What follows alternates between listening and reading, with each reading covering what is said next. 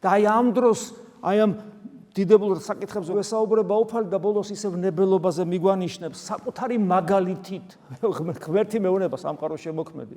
მე არ ხელმეწიფებე საქმე თავისით არ არა არამედ ვითარცა მესმის ისევ ჟი ქრისტე ამბობს არ იმ დაბლებს თავს მე არაფერი ძალაუფლება არ მაქვს როგორც მესმის ისე განვჟი ისე ვასამართლებ როგორც მესმის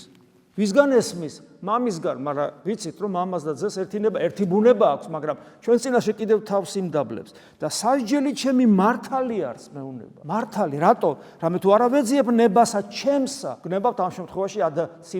სიმდაბლეს შეხედეთ გნებავთ ამ შემთხვევაში მე ადამიანს ხედავ და მის ადამიანურ ნებელობას შეხედეთ რომელიც აბსოლუტურად დაემორჩილა და გეციმანის ბაღში ეს კარგად ჩანს სულად დაემორჩილა ღვთისნებას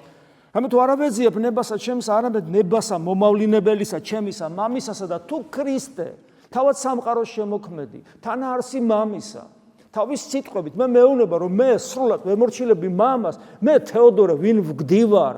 რომ ჩემი ნებით რაღაცები ესე იგი ფრთები გავშალო და მე მქონდეს პრეტენზია გაშალე კი ბატონო მაგრამ და რისი პრეტენზია უნდა გქონდეს მე ამიტომ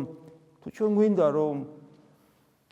ჩვენ ქრისტიანობას გვირგვინი დაედგას ღვთისგან, ამიტომ რადგან წვენა მოგვეცა. რადგან ღვთისმადლით აქ მოვედით, ბოლომდე მივიყვანოთ ეს საქმე და დავაკვირდეთ საკუთარ თავს როგორ ცხოვრობთ, ვიყოთ ფხიზლად, ღვიძარენი, სულით ღვიძარენი და დავაკვირდეთ საკუთარ თავს. რამდენად ღვთისნებით